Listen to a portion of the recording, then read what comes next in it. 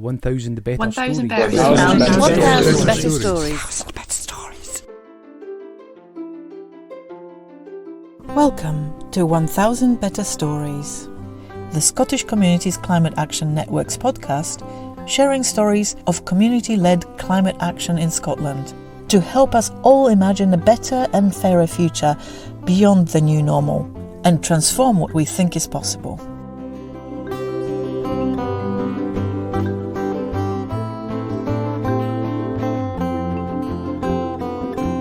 Hi, I'm Kashka, one of SCCAN's story weavers. In today's episode, we have a story from one of our mini grant recipients, Hazel Darwin Clements. She takes an honest look at the community car and bike shares she's been setting up in Portobello in Edinburgh. If you are interested in community-run bike shares, you might also enjoy our previous episode we produced with CoMoUk, released in May 2021. Our storytelling mini-grants are closed to new applicants at the moment, but we are hoping to reopen them again in April 2023. Get in touch on stories@scan.scot, again stories@SCCAN.scot, if you're interested in applying for one. Now, over to Hazel. Hello, I'm Hazel and welcome to this podcast about what communities can do to share vehicles. I'm going to give the first word today to Professor Jillian Anable, speaking at the CoMoUk Shared Transport Conference in December 22. I went along, virtually, to look for inspiration on what we can do in our community in Portobello, and this talk really struck me.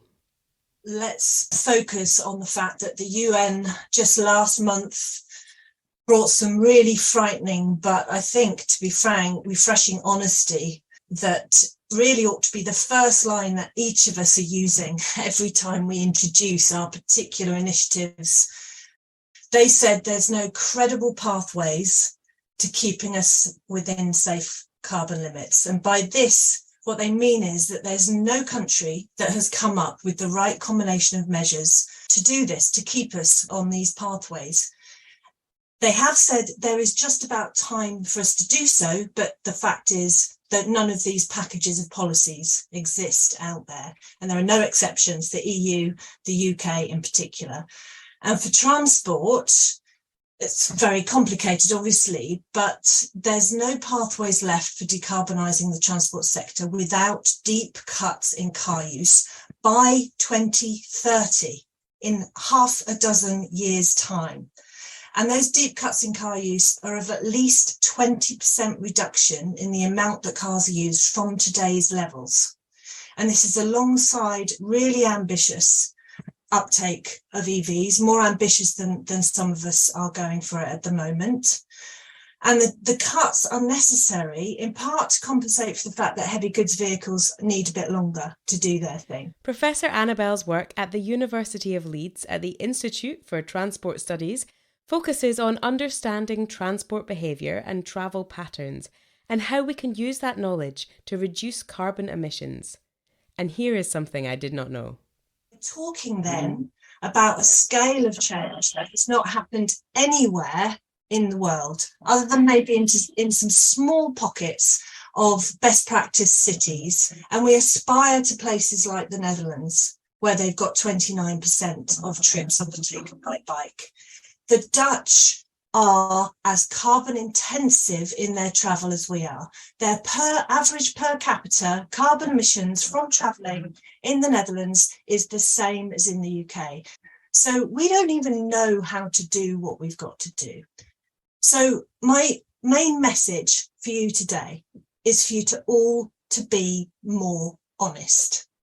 I'm not accusing you of lying, but I am accusing you of focusing on your individual interventions and growing the patronage and growing the use of your individual interventions, and really ignoring the fact that what we need to do is get people out of their cars onto these interventions, and that we cannot do that unless we couple these interventions with significant car restraint. Amazing. So how are we going to do that?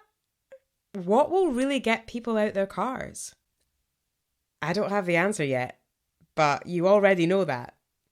You also see the steady stream of single occupancy cars flowing by, right? I can't hear what my daughter is telling me from her buggy because of the roar of them. But you are here and I am here and you never know. Maybe we can figure it out. In 2022, I was given the opportunity to work for Porty Community Energy a few hours every week. It felt like an exciting year.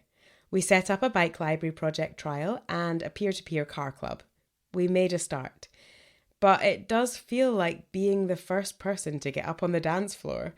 Like, is everyone going to come and join in? Let me tell you about it. We'll start with the cars, but do stay for the bikes, because they're the more fun bit. So here's Hannah Box from CoMoUk speaking at a community workshop that we held last summer. CoMo stands for Collaborative Mobility. So we're all kind of working together to share transport a bit more. So we have car club research and bike share research, which is great for producing statistics that we can use to kind of convince people that we need to do a bit more sharing in our communities. Hannah gave a presentation about some of the latest research into transport. And in Scotland, our transport emissions are about 35-36% of the total emissions. Of that, cars make up about 40%. So quite a large portion is just us moving about in vehicles. So what can we do? Well, we can share cars. So this is from our research from 2021. So we've published this just last month. This revealed that car clubs in Scotland have the potential to reduce about 17 private cars. So one car club car can replace those 17 cars. That one really struck me. When I heard that 17 cars could be removed for every car club car, I would walk down the street counting the cars and imagining them disappearing. 1, 2, 3, 4, 5. I live on a street where cars park on both sides. It so happens there are 17 cars on either side, so that's the whole of one side of the street clear, replaced by just one car club car. Hannah then told us about the different types of car sharing models. There's different types of car sharing options. There's not kind of like a one solution fits all, so we may find through discussions today that there is more than one option that could work here. Two options might work really well together. You've got independent car clubs, franchise, working with a franchise.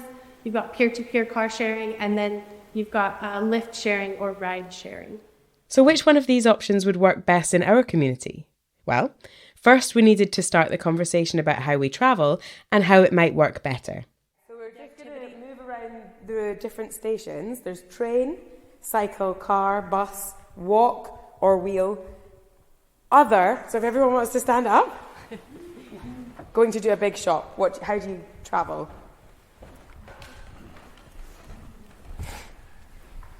No judgment, just for fun.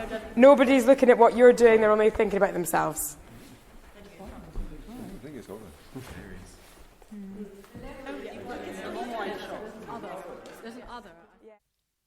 At the end of the workshop, people seemed most keen on the idea of a peer-to-peer car club.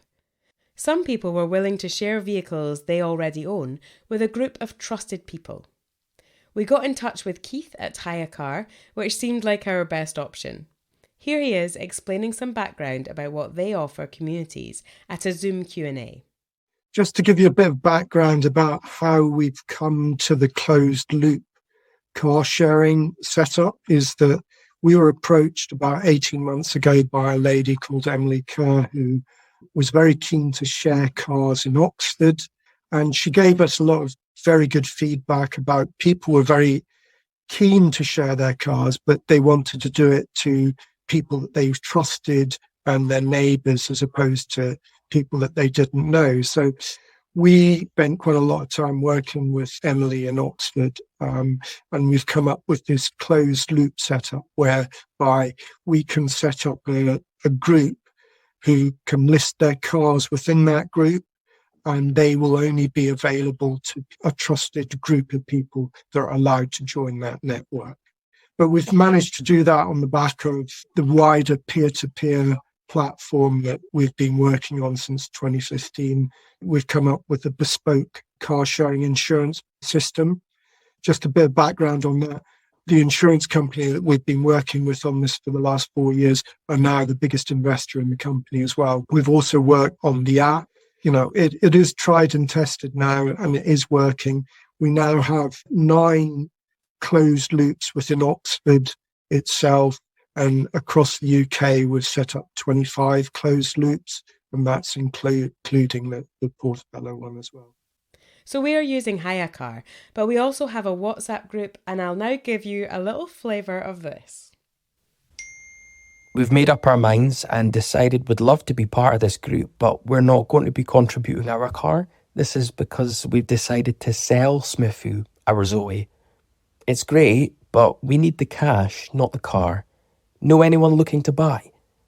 What's the reg number, so I can look it up for price estimates? I think Zoe is a nicer name than Smithu. It's in his original message.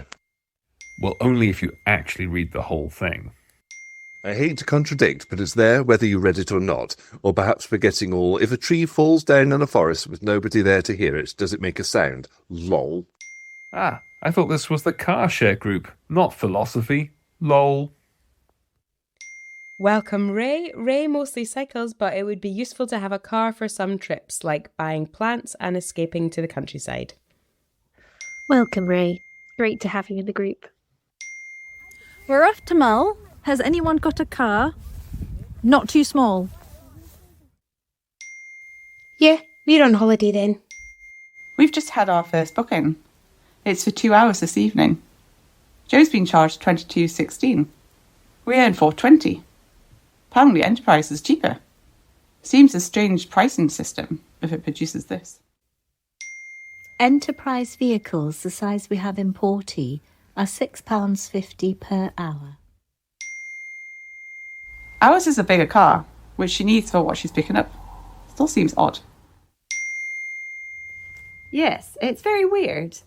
We hired one with this group for 3 days and we paid £160, which was a way better price than we'd have paid through hiring a car, but the owner received only £67. I think we can do way better than this. Bless HiyaCar for getting us started, but could we not find out what insurance costs for a day and then organise via this WhatsApp list? Sorry, just catching up here. Enterprise charges a yearly fee for the car club, also a cost per mile. This is from past experience.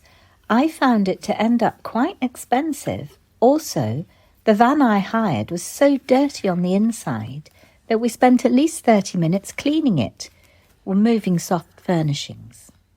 So if we're honest here, it's not all plain sailing. We now have too few cars because people keep selling them, which is a good thing. But there are a group of people committed to working it out and smoothing the glitches. I was invited to the home of Car Club members Duncan Wallace and Polly Bennett to have a chat about their experiences so far as car owners offering out their car. And how has it been working so far? Well, we've connected as humans and started to share our assets and worked out our systems and processes and relationships. And the problems around it have now been overcome because in the old days, there used to be a lot of problems about sharing insurance ideas and ownership ideas, and the insurance and ownership companies absolutely were blocking anybody doing car sharing naturally, whereas humans were perfectly up for it. They just didn't know how to do it. So, any challenges? People are obsessed about having their own stuff, and the car historically used to represent a status symbol for some reason and a sense of private good. You know, there aren't really publicly available, publicly owned cars. We think it's a private good and individuals have to keep them, obviously according to health and safety, but individuals also have to keep them as theirs and coloured the colour that they want them in. Whereas actually it's a shed on 4 wheels that moves you about. We're a bit obsessed about the privacy of cars that I think is one of the challenges. I was thinking that it's, we see it as a tool. We see our car as a tool and then it's part of this very important move to tool libraries and to, other ways of sharing things that literally most of the time that car is just sitting out there. Most of the time we're not using it. We use it occasionally. Yeah, it's like tools in a tool shed. Yeah, and our car is, people don't have to worry. They can take their dogs in, they can take their kids, they can get sand all over it. They can, for us it's a fairly relaxed object. There's no point in cleaning it too much because it'll just get filthy again in 3 seconds. Ultimately, I would be someone who didn't really want private ownership about a vehicle, but would want more of a shared resource that was accessible by all. Because we have dogs, you're literally not allowed to rent a car. So, there are some barriers in the way for us to just do that kind of thing. And that's why we currently have a car. It became difficult for us to function in life. And that's not very good. It's not very good that you have to go and get a car in order to take your dogs to wherever. What you really want is an equipment depot that you have a relationship with the equipment, you know how the equipment works, but also someone can show you how it works, and you can choose which equipment you need for what trip, and then you can keep doing adventures. Capitalism doesn't like that kind of cooperation, but actually it's right here in the street. How many cars are out there unused right now? Plenty. I know the key holders because I know people on my street. That's just a conversation. That's the point, is that they could come and borrow us, we could borrow theirs. We trust systems, therefore you've created a system. That's all we need. Yeah. We need an assumption that there's a system. And the fact that there's somebody in your role means the system's being regulated. That's what we need. For a while, we hung on to our car because we wanted to sometimes take our canoe for a trip somewhere. You can't put a canoe on a hire vehicle? In the end, we decided we couldn't justify keeping a car just for that, so we sold it. Then last summer, after setting up the peer-to-peer car club, we were able to borrow a vehicle from someone locally for a little cash, and they didn't mind us putting the canoe on it. But we haven't needed a car since. But we could use one, and that possibility is of value to us. Some people in the group felt like it wasn't working because the cars weren't being borrowed enough, but knowing it's there, so if you need it, you can get it, seems to be one of the main things that people like about having a car. So it may just give some people the confidence to get rid of the car that just sits there outside the house, which means we start to see our streets and public spaces differently. Instead of living in a giant car park, we could live in something that more resembles an actual park. Let me tell you about some of the more pleasurable ways to get around.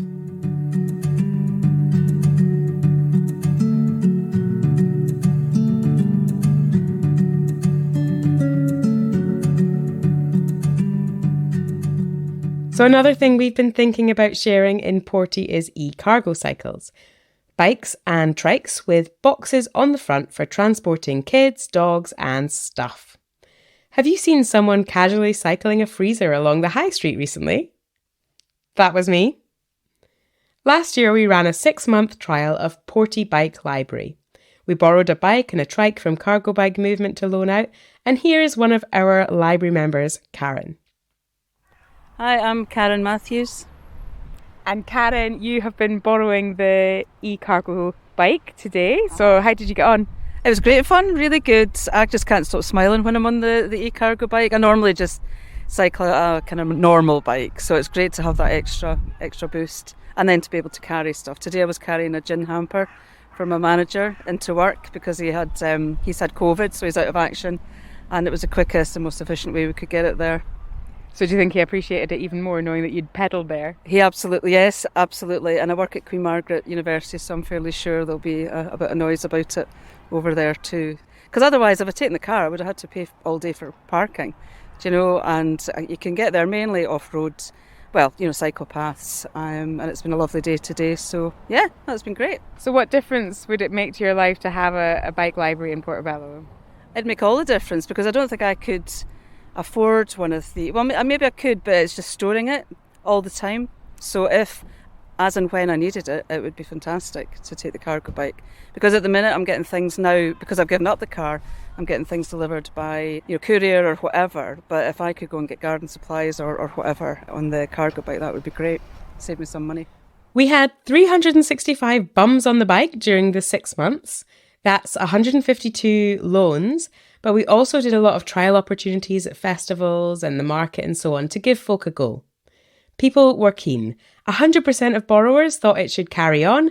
And here's the interesting bit. We asked, do you think that regular access to a cargo bike would make you consider giving up your car? And 46% said yes, and 32% said maybe, and only 21% said no.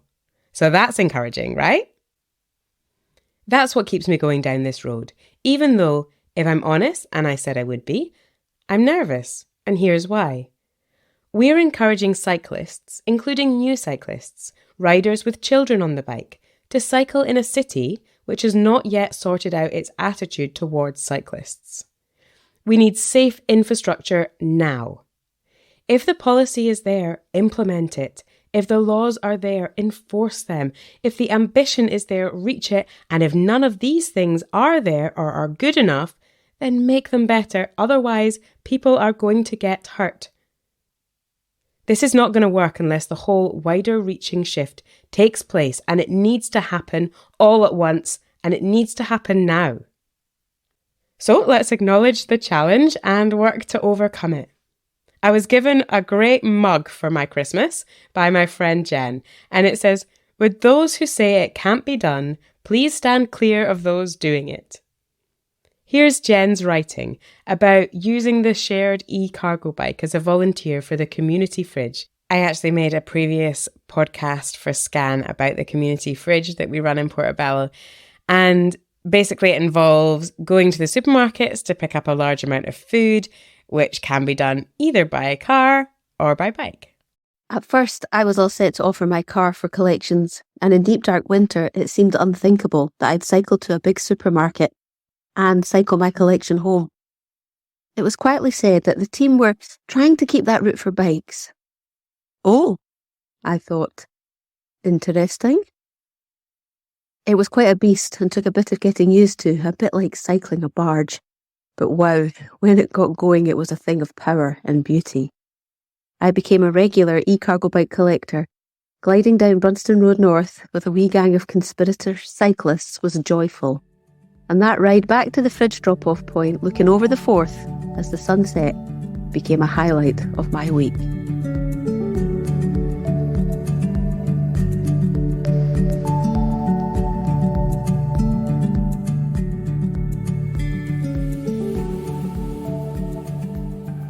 So let's be hopeful in 2023 and see what happens.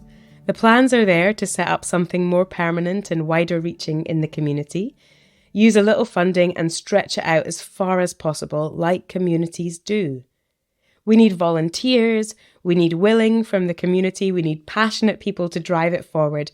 And so far, we've been blown away. Local businesses have offered to sponsor us. Different travel organisations are getting behind us. The Porty Travel Hub is planning to launch in the spring and be the home for shared vehicles in this community. So thank you, SCCAN, for the opportunity to tell you about it, and thanks to you for listening and letting me share. I'd love to hear your experience of sharing vehicles and start a conversation. So please do get in touch with me about this. I'm on the SCCAN Viva platform, or you can contact me through the Porty Community Energy social media.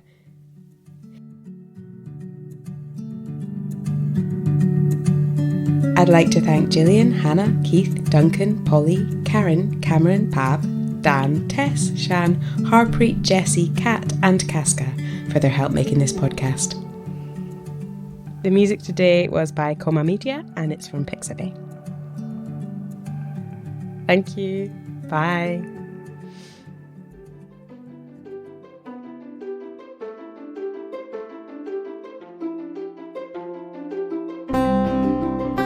Thanks for listening. If you enjoyed this episode, please give it a like and maybe even a review. It will really help us reach a wider audience. If something exciting is happening in your own community, be sure to let us know so that we can help you tell your own story. Or maybe you would like to join our brand new Storyteller Collective. You can drop our Story Weavers a line at stories@scottishcommunitiescan.org.uk. To keep up to date, check out our website at scottishcommunities.org.uk or find us on Twitter, Facebook or Instagram, or simply sign up to the newsletter.